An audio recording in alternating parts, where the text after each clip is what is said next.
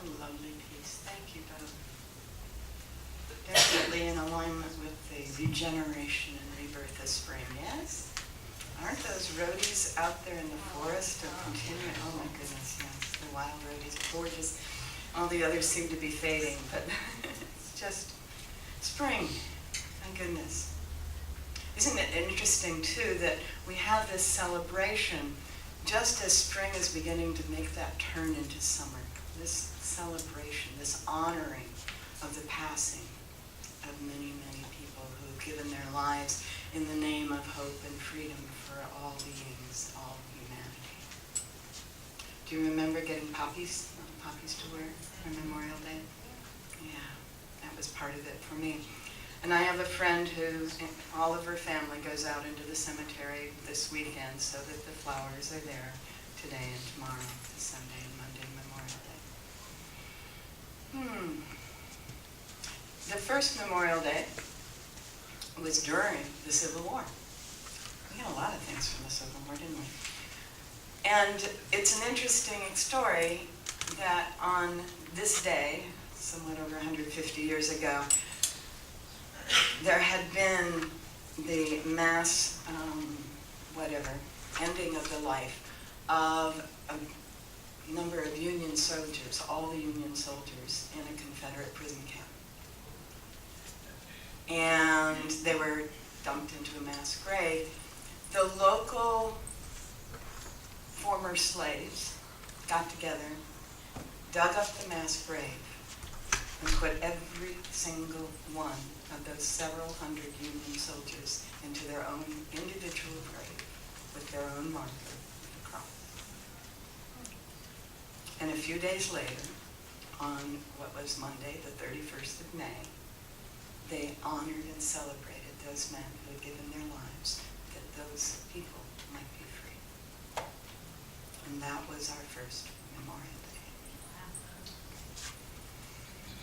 Yeah.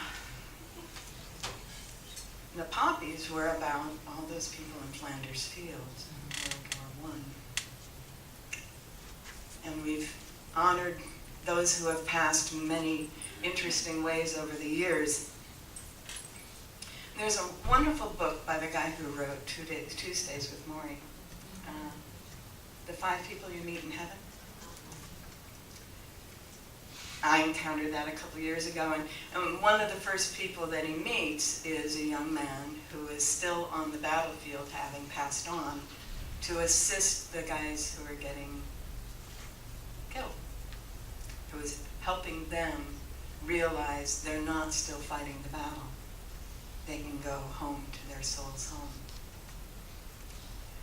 And there are many stories I've heard over the years of people having done that. My family has had active duty military in every single war since before the Revolution.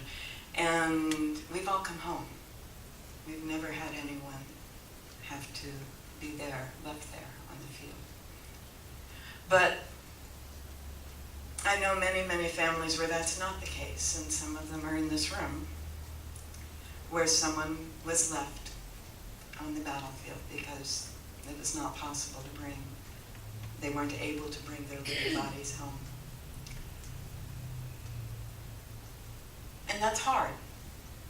In our world that is so convinced that the only thing that's real is matter, is bodies, is things, is stuff. It's hard when the body and the matter isn't present. And all of us have had experiences where someone near and dear to us is no longer with us in body. It happened several times in my life, but the first time it really hit me was my grandmother passed on a few months after I was married, and I'm convinced that she waited till I was married because she was the buffer in my family. And she waited until there was a husband to be the buffer. And she passed on, as I say, a few months after I was married, and I was a Navy wife, and we were moving from place to place, and temporary friendships, and temporary housing, and temporary this and temporary that, which was actually very good training, because what it meant was the essence of the relationship remained with me, whether the person was there or not. And so when Grandmother passed on, I didn't really register that she had passed on. I'm still not sure she's passed on. Because most of my life, from the age of 2 to when she did pass on, I would see her for a day or two every few weeks. I would spend a weekend with her every month or two, or I would, when I was a teenager, I'd catch the train up to San Francisco where she moved, and we were in the Bay Area, and spend an evening or a day or an overnight or something like that with her. And in my little mind, she's still in some apartment in San Francisco, and I just haven't seen her in the last few weeks.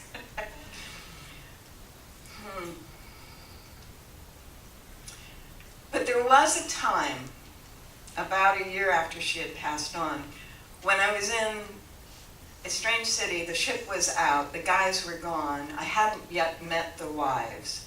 The apartment I was in was a flea bag at best, and it was a dreary, dirty town. It was when I became an environmentalist. But I hadn't started that yet. I was lost. I was floating in a limbo state, and I didn't have anything to hold on to. No one here has ever had that. And I had a dream. And I have lots of wonderful dreams, lots of good images. Some of my favorites are James Bond dreams. But in the middle of this dream, I was having some conversation with someone, and I was expressing my, I don't know what I'm doing here kind of stuff. And then sitting over there in this chair was my grandmother. And she smiled and she said, "It's fine. Follow your heart. Make whatever connections feel good." And I knew she wasn't part of the dream. You've ever had that happen where there's a presence that wasn't a part of the dream, and somehow, and she had managed to get in there in a state and be herself perfectly for me in that moment. And truly, I became an environmentalist very soon thereafter. I became part of the League of Women Voters, and they were doing a project, and that got me involved, and then we set up Environmental Studies Center, and we set up study groups, and that was the launch of my current career, actually. Grandmother and I had many, many conversations about life after death and reincarnation and such, because, well, she'd spent a fair amount of time in India, and that was normal there, right? And so it wasn't too much of a surprise for me, but I still didn't understand the mechanism. How is it? How is it that these bodies can survive? Or do they survive? Or what is it that survives? Or how does this work? Nobody here has had any of those questions. And in fact, most people in our culture assume we do not survive because it's a lot easier than answering those questions. Soon after I got my sea legs, as it were, as a Navy wife, I began to realize that one thing I could do was join the library every time we moved. We had 13 addresses in the first 4 years, okay? So, but I would go and join the public library every town. And I would go every week and I would collect, one philosophy book, one psychology book, one self-help book, one novel. I'd get like 5 books every week, and one surprise. And then that would be my personal activity while the ship was at sea. And it was great fun, but often I would find these gems. And one of the gems was a little book. I brought a copy so some of you can look at it later during the circle. Life After Life. Right? And then there was life between lives. And then there was life before life. Right? And the life before life was very interesting. It was a psychiatrist who'd been doing a childhood regression for someone, only the person started talking about life in the womb, and then started talking about the decision to get into the womb, and then started talking about the whole state that they had been in before that. And this woman, Helen Wambaugh, started having more and more clients doing this thing of she would be regressing them back to childhood, only they'd be telling her about life before childhood. And so she began to study what is that's happening here, and she began to understand that who we are is not this body. We are using this body. We are inhabiting this body. We are something or someone that is continuing to live regardless of whether we have a body. My. It was the beginning of an answer, right? And it sort of made sense given what I had been told in church about this eternal soul that I didn't really understand. What's a soul? I mean, really, what's a soul? And then there was this word spirit, you know? Well, how does soul different from spirit? What's going on here? So really, most of my adult life has been exploring these questions. Well, I found a few more interesting books.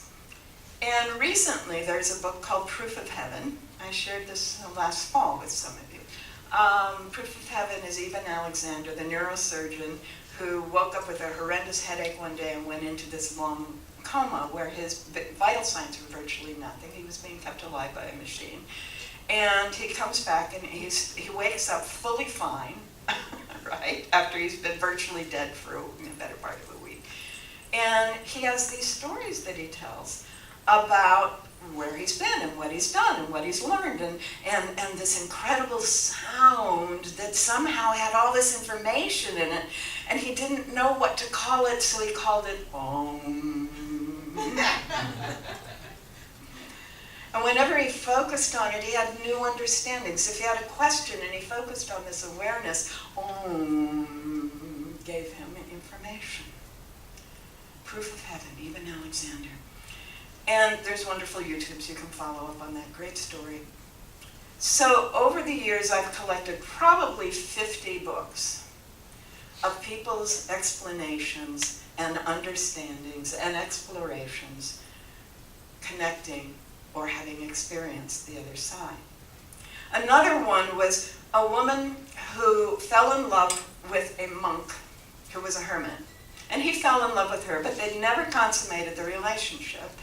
They acknowledged that they were in love, and they acknowledged that they studied together, and they prayed together, and they had a wonderful, wonderful spiritual life together, and their emotional connection was up and down, and up and down, and up and down, because that was how it is when you do that sort of thing. But there was this deep connection, and then he passed on. And she was, as most of us are, devastated, until she realized that he had never left. And that she had the same level of communication with him that she had had with him in body. Sometimes it came through writing, and sometimes it just came through awareness of the way he would answer something, right? A lot of you have had this experience, that awareness of, oh yeah, that's what he says, right?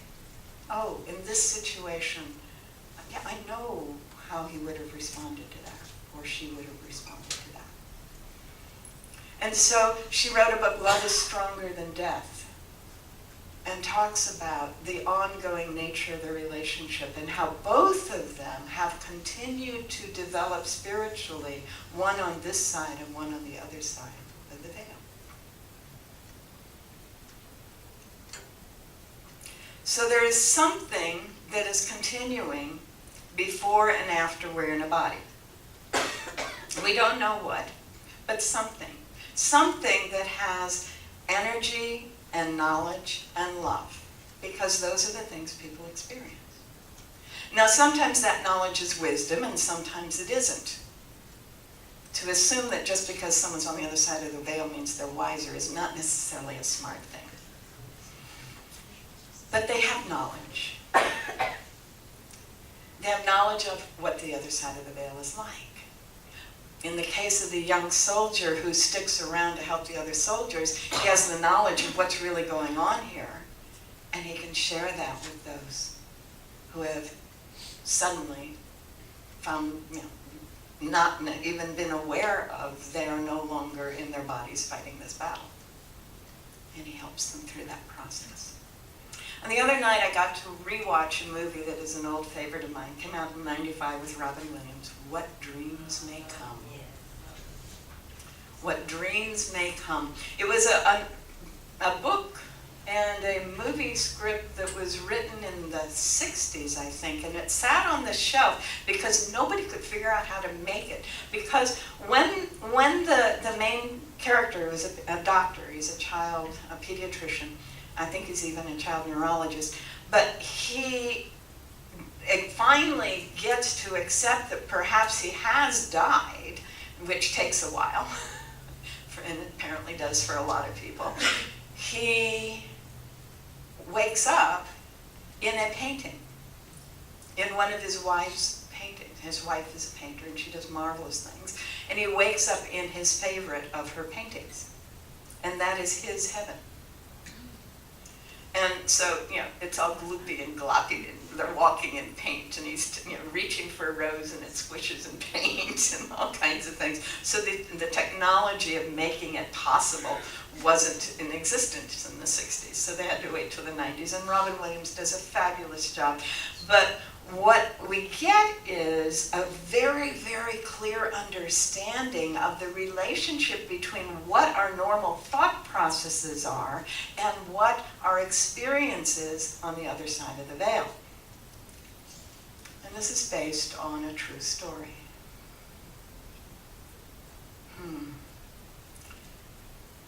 Another interesting text that has been very helpful to me over the years is one my grandmother actually introduced me to. There was a man named Stuart Edward White, and his wife's name was Betty. And the Betty book was one of my grandmother's favorite books.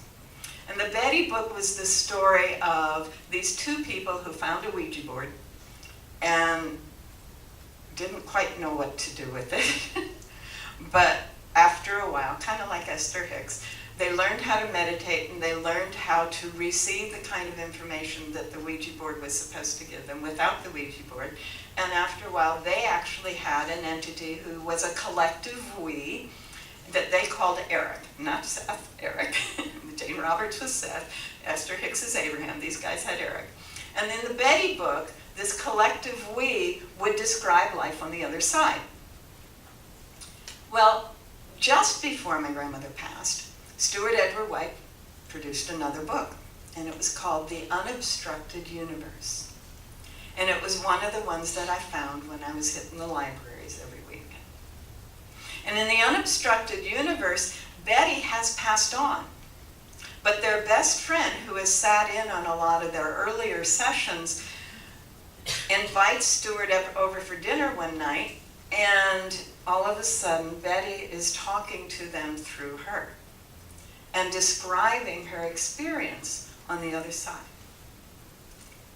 And she's describing an experience in which thought is the only reality. And with thought, one can be anywhere at any time because one's outside of space and time. The unobstructed universe. There is no matter in her universe unless she chooses to be somewhere where there is matter. Marvelous book. And that, plus a little bit of quantum physics, plus a lot of this other stuff, began to give me a sense of what it is that we're talking about here.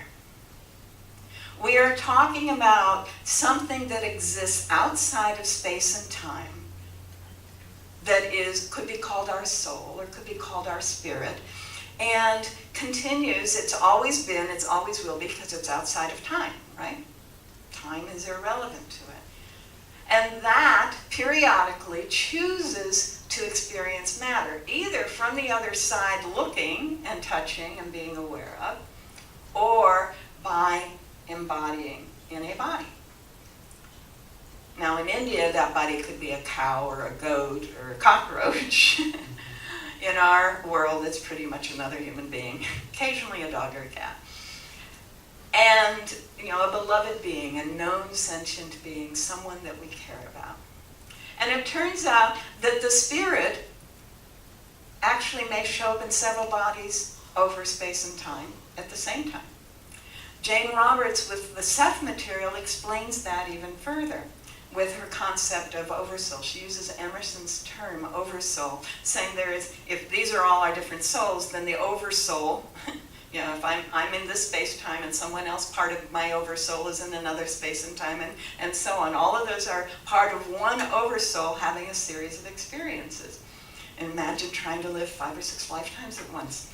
Well, the book, Education of Oversoul 7, is Jane Roberts' attempt to have us understand that.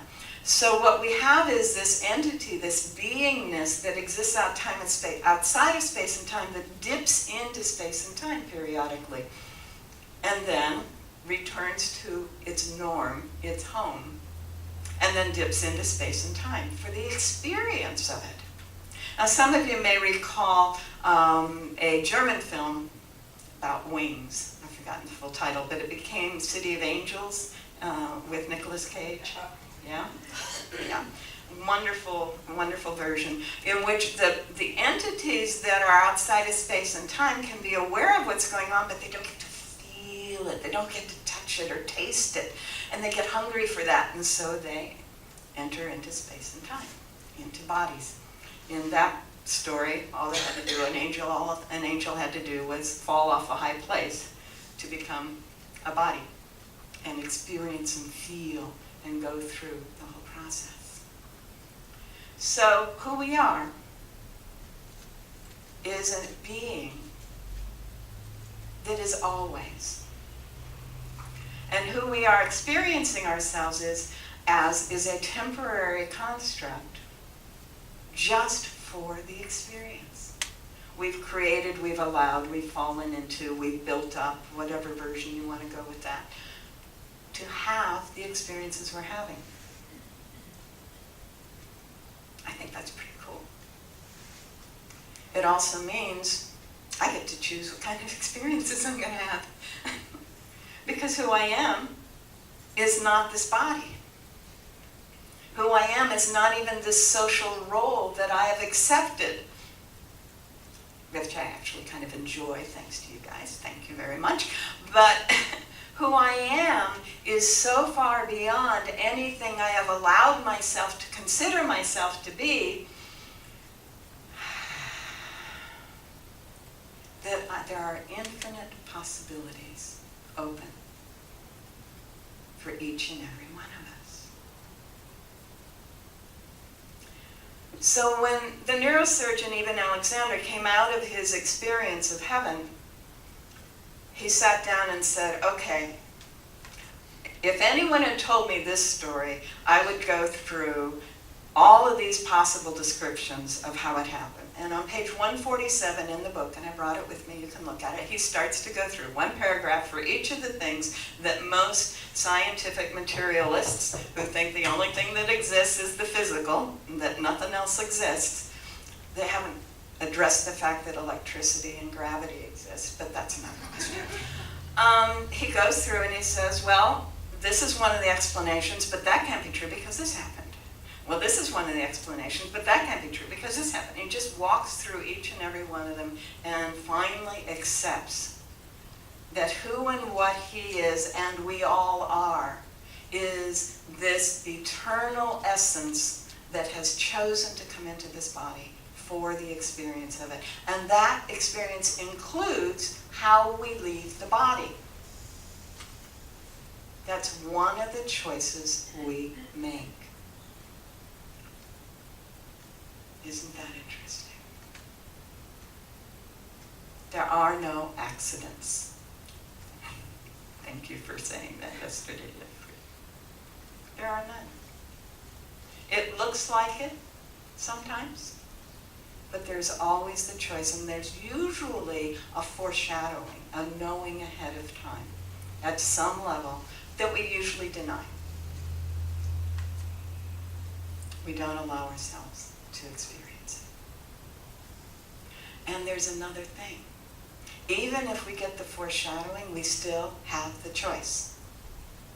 We can choose to ignore, oh, I think I may be coming to the end of this, and then go to the very end of it. Or we can say, yeah, I'm going to stay. And the way to do that is to remember who we truly are. We are an infinite being outside of space and time that has accepted, just for temporarily, has entered into this being, this body form, and is maintaining this body form and creating this body form all the time. Oh my goodness. We get to choose the nature of our experience. I mentioned that I've had active duty military in every battle, in every war, not in every battle, thank God, in my family since before the revolution. And there have been times when they have chosen. My uncle had been in the Navy during World War II, and then they paid him to go through medical school, so he was a MASH Marine in Korea. He came back with one kidney. He had one of those moments.